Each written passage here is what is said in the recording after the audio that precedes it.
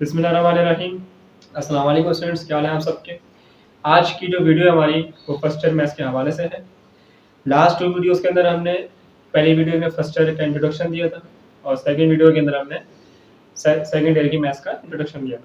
अच्छा, आज की वीडियो में हम फर्स्ट चैप्टर यानी कि सेट्स के हवाले से हम बात करेंगे। ठीक है जी। फर्स्ट, अगर पेपर पॉइंट ऑफ व्यू से देखा जाए तो इसका एक भी सवाल पेपर में नहीं आता। पहली बात तो ये। दूसरी बात, एक आध इसका एमसीक्यूज आ जाता है पेपर के अंदर, तो हम उसके बारे में हम बात भी करेंगे। अच्छा, सेट्स जो चैप्टर है आपने आपने जो पढ़ा है, मैट्रिक के अंदर भी पढ़ा है और 9 में भी आपने पढ़ा है। अब ये फर्स्ट ईयर में भी है, थोड़ा सा चेंज है, लेकिन ये क्या आपको पढ़ने में मजा आएगा। चल, तो शुरुआत करने जा रहे हैं। Chapter number 1, sets. Basically sets है क्या?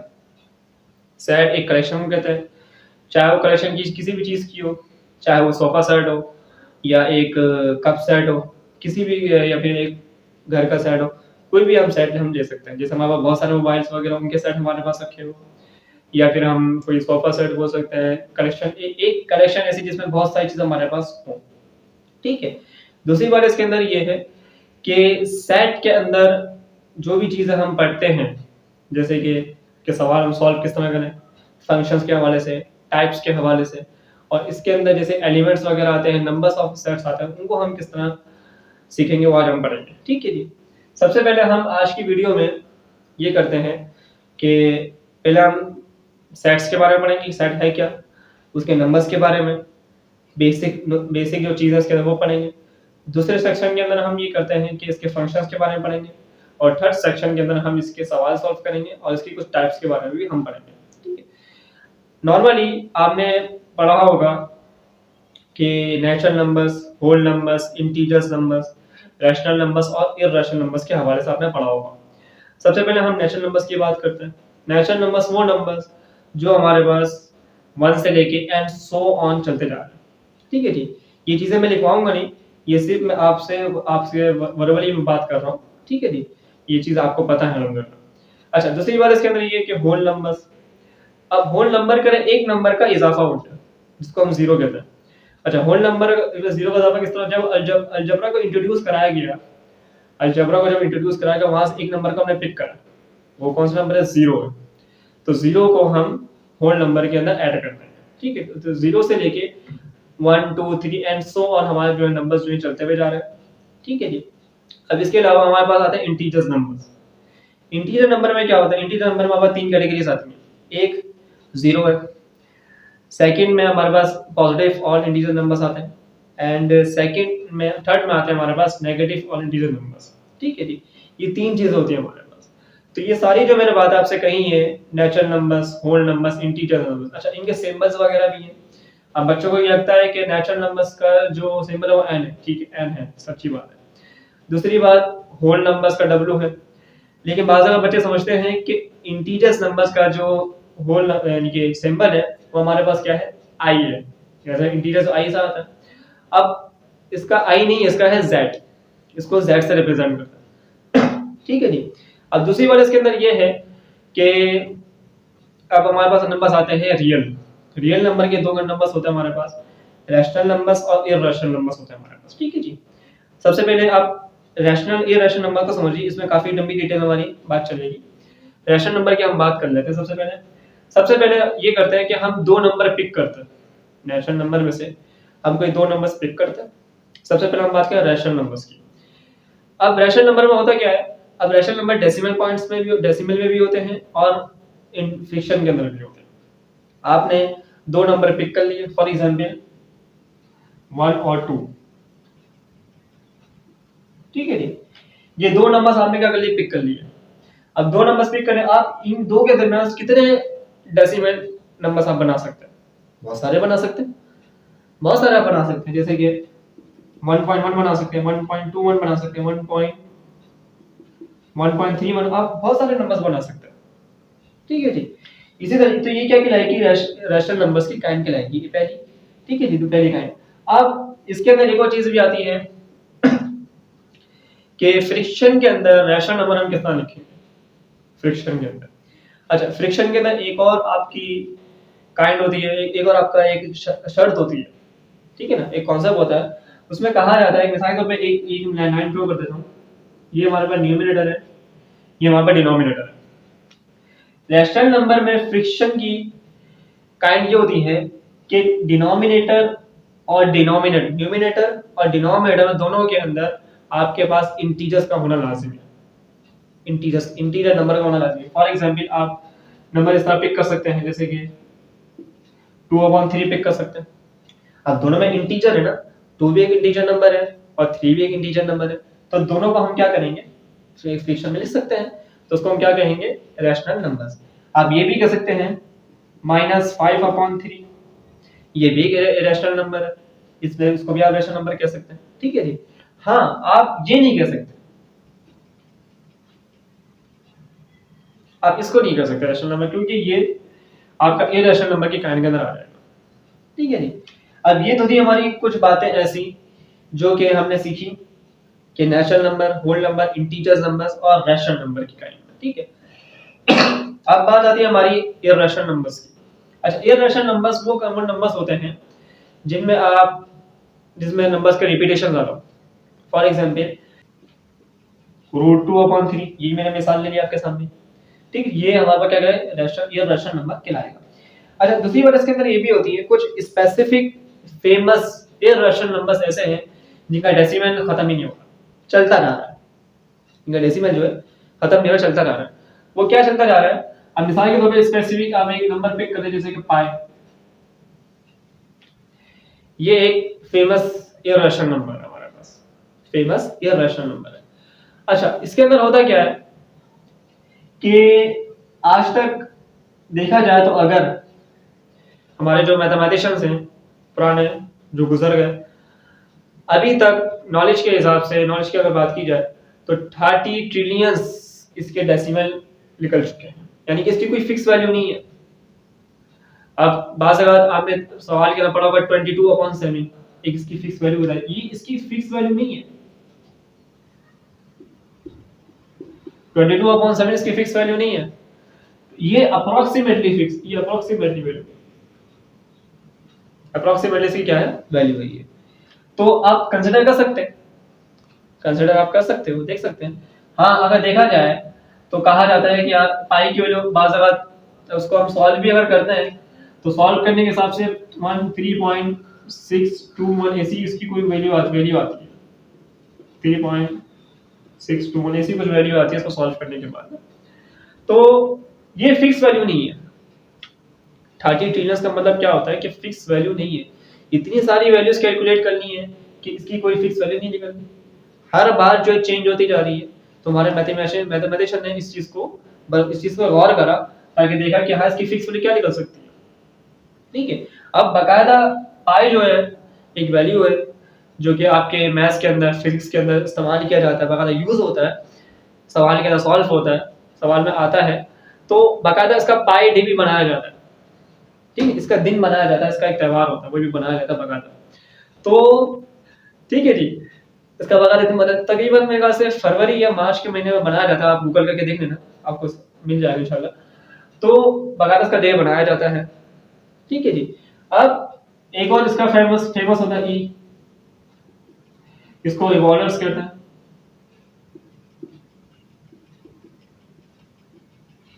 इवॉल्वर्स रूल कहा जाता है, ठीक है जी। एक और होता है आपके पास पाई, ये भी इरैशनल नंबर्स के ना शुमार होता है, ठीक है जी। ये तो जी हमारे पास चीजें कुछ ऐसी जो हमने, जो बेसिक चीजें थी, natural numbers, whole numbers, integers numbers, rational, irrational number. अच्छा, अब रियल नंबर की अगर हम बात करें, रियल नंबर की अगर हम बात करते हैं तो रियल नंबर में क्या क्या चीजें आई थी, रैशनल और इरैशनल नंबर आता है। अगर आप रैशनल और इरैशनल को कंबाइन करके लिख दें तो आपके पास क्या बन जाएगा, रियल नंबर्स बन जाएगा, ठीक है जी। इसी के साथ ही ये थोड़ा सा टॉपिक था हमारे पास जो हमने इसको इंट्रोड्यूस कराया। अच्छा, कुछ नंबर्स ऐसे होते हैं जो आपके स्क्वायर रूट के अंदर आते हैं, क्यूब रूट के अंदर आते हैं, फोर्थ रूट के अंदर आते हैं, तो वो वैल्यू थोड़ी सी अलग है। जो रूट सॉल्व हो जाते हैं, जो रूट सॉल्व हो जाते हैं, मिसाल के तौर पर आपका रूट सॉल्व हो रहा है 4 का रूट क्या होता है, 2 होता है, इसी तरीके से आपके पास आता है 16, ये भी एक रूट है जो सॉल्व हो जाता है, जो जिसका रूट रिमूव हो जाता है। सॉल्व करने के बाद इनका एलसीएम निकालने के बाद तो आप क्या करते हो, उसका रूट क्या होता है, रिमूव हो जाता है। इसी तरीके से रूट 25 है, रूट 9 है, तो ये क्या है, ये रिमूव हो जाते हैं, तो ये रैशनल नंबर्स के अंदर आएंगे। इसी तरीके से आपके पास आता है रूट 2, रूट 3, रूट 5 और आगे चलते हुए जा रहे हैं। ये क्या है, ये इनका डेसिमल जो है काफी ज्यादा होता है, काफी बड़ा होता है, तो इसलिए इनको सॉल्व करना थोड़ा मुश्किल है, तो इसलिए हमको अप्रॉक्सीमेटली वैल्यू कहते हैं, इनके करीब तरह आप वैल्यू ले लें और अपना आंसर को निकाल सकते हैं। ठीक है जी। अब ये तो बात हो गई आधा नंबर, ये थी बेसिक कुछ चीजें जो मैं आपको वर्बली बताई, कुछ मैंने आपको यहाँ लिख के भी बता दी है। अब हम बात करते हैं इसके फंक्शंस के बारे में, फंक्शन के अंदर क्या क्या चीज आती है। ठीक है, सबसे पहले हम बात कर लेते हैं सिंबल्स के बारे में। कुछ सिंबल्स हमारे पास आते हैं यहाँ पर, वो सिंबल्स हमारे पास क्या है, मैं जरा उसको मिटा देता हूँ। सेम 2-3 सिंबल्स हमारे पास आ रही है, ये एरो है, इसको सिंबल लिखेंगे, ये आ रहा है, ये सिंबल है हमारे पास, इसको कहेंगे हम सच दैट। ठीक है जी। दूसरा आता है हमारे पास एप्सिलॉन, या इसको दो समान कहते हैं, फिजिक्स के अंदर एप्सिलॉन कहते हैं, मैथ्स के अंदर इसको बिलोंग्स टू कहते हैं। ठीक है, बिलोंग्स टू। और दूसरा आता है हमारे पास ये वाला, इसको कहते हैं फॉर, और सबके लिए सवाल होता है। ठीक है, कुछ फंक्शन ऐसे हैं, ये 3 फंक्शन बेसिक वाले जो आपको नजर आएंगे मैथ्स के अंदर दो तीन चीजों जगहों पर, तो काफी चीजें करेंगे। अच्छा, सेट के हवाले से अगर बात की जाए तो सेट के अंदर, सेट जो पहला चैप्टर है इसकी अपने चैप्टर में कोई अहमियत नहीं है, लेकिन बाकी चैप्टर्स के अंदर आपको ये काफी इसकी अहमियत नजर आएगी आपको। उसकी बेसिक वजह ये है क्योंकि इसके जो सवालात है ना वो पेपर्स में तो नहीं आते। एमसीक्यूज के हवाले से मैंने आपको जो भी आपसे मैंने बात कही वो यही है। इसके अलावा हम और भी आगे और भी जो है हम बात करेंगे आगे वीडियोस के अंदर, तो अभी तो फिलहाल उसमें याद रखेंगे। तो ये होगा हमारे पास कुछ ऐसे rules, rational number, irrational number, real numbers के मैंने आपको बारे में बता दिया, natural numbers, whole numbers, integers numbers के मैंने आपको बारे में बात बता दी। हम जो है फंक्शन इसके क्या क्या है, फंक्शन इसके कुछ काफी ज्यादा नहीं है।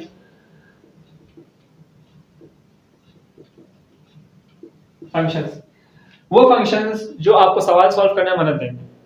ठीक है जी, वो फंक्शंस जो आपको सवाल सॉल्व करने में मदद देंगे। फंक्शंस सबसे पहला फंक्शन हमारे पास क्या है, यूनियन। ये यू होता है, इसको यूनियन कहते हैं। यूनियन का बेसिक मतलब क्या होता है, इत्तेहाद। ठीक है जी। और दूसरा हमारे पास होता है उल्टा यू, जिसको हम इंटरसेक्शन कहते हैं।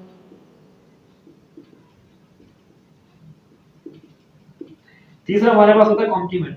अच्छा, ये मैंने ए क्यों बनाया, ये ए मैंने इस वजह से बनाया है कि आपको किसी भी कोई परेशानी हो कॉम्प्लीमेंट समझने के लिए, यानी कि किसी भी अल्फाबेट के ऊपर, कैपिटल अल्फाबेट के ऊपर ये लाइन अगर आपको हल्का सा तिरछा सा, तिरछी सा कोई लाइन अगर आपको नजर आ जाए तो वो क्या कहलाएगा, कॉम्प्लीमेंट कहलाएगा। ठीक है, ये कॉम्प्लीमेंट। अच्छा, दूसरा होता है यूनिवर्सल सेट।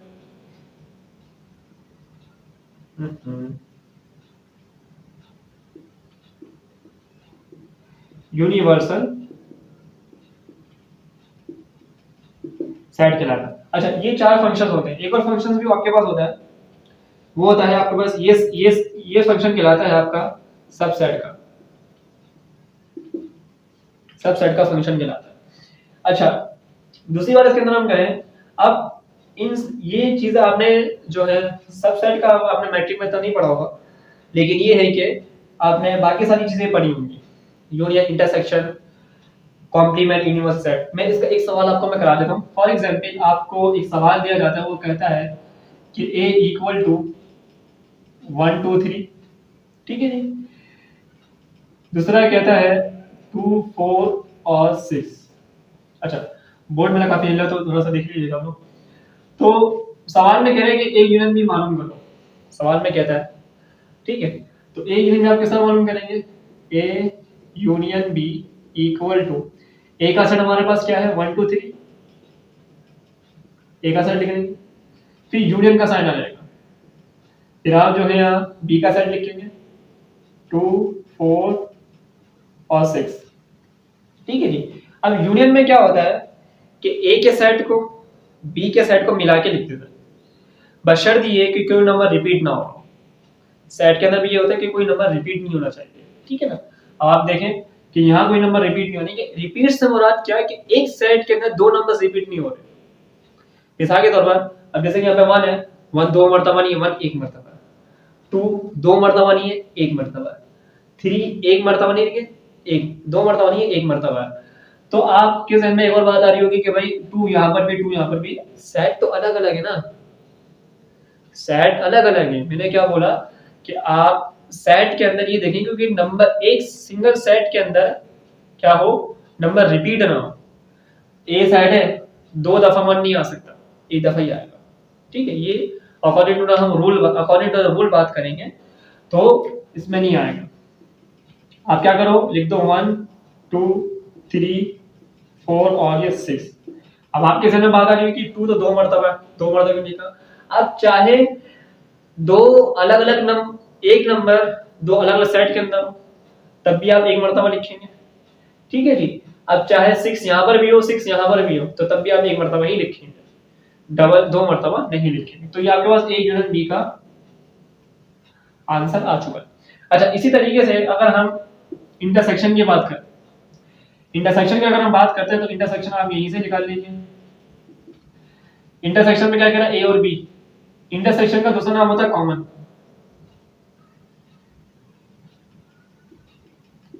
इंटरसेक्शन का दूसरा नाम होता है कॉमन। कॉमन से मतलब वो दो नंबर्स जो एक साथ हो, यानी एक जैसे हो। एक 2 यहाँ पर भी है, 2 यहाँ पर भी है, तो इसका आंसर क्या हो जाएगा, 2 हो जाएगा। ठीक है जी। अच्छा, कॉम्प्लीमेंट और यूनिवर्सल का सेट जो है, यूनिवर्सल की जो बात है वो एक जैसी है। कॉम्प्लीमेंट यूनिवर्सल जुड़ा हुआ, यूनिवर्सल सेट कॉम्प्लीमेंट से जुड़ा हुआ है। ठीक है। अब यूनिवर्सल कॉम्प्लीमेंट मालूम करने के आपके पास यूनिवर्सल का सेट का होना लाजमी है। जब तक यूनिवर्सल का सेट आपके पास नहीं है आप कॉम्प्लीमेंट मालूम नहीं कर सकते, बस इन्हें को इग्नोर करिएगा। ठीक है। तो सबसे पहले हम क्या करते हैं, यूनिवर्सल सेट कोई भी कुछ भी हो सकता है। यूनिवर्सल सेट आपको किसी भी चीज के अंदर मिल सकता है, नंबर्स की सूरत में, अल्फाबेट की सूरत के अंदर, किसी भी सूरत के अंदर आपको यूनियन सेट जो है मिल सकता है, यूनिवर्सल सेट आपको मिल सकता है। अब जैसे मैं यार आपकी आसानी की समझाने के तौर पर मैं ले लेता हूँ 1 2 3 4 5 6 7 और ये 8, मैंने यूनिवर्सल सेट ले लिया। अब आपको क्या मालूम, अब सवाल के अंदर कहा जाए कि यार ए कॉम्प्लीमेंट मालूम करो। ठीक है, सवाल के अंदर कहा जाए कि ए कॉम्प्लीमेंट मालूम करो या ए बार मालूम करो, तो आप क्या करेंगे, A complement equal to U minus A, ये कॉम्प्लीमेंट का आंसर, सॉरी कॉम्प्लीमेंट का फॉर्मूला, कॉम्प्लीमेंट मालूम करने का फॉर्मूला। तो आप करोगे क्या कि ए कॉम्प्लीमेंट बराबर हो जाएगा यूनिवर्सल, यू का सेट हमारे पास ये रहा 1 2 3 4 5 6 7 एंड 8, माइनस साइन आ जाएगी। ए का सेट हमारे पास क्या मौजूद है, ये रहा 1 2 3 1 2 एंड 3, ये आ गया हमारे पास। ठीक है जी। अच्छा, अब क्या करना है, कैंसिल आउट कर दो, 1 2 3 गया, यहाँ से 1 2 3 चला गया।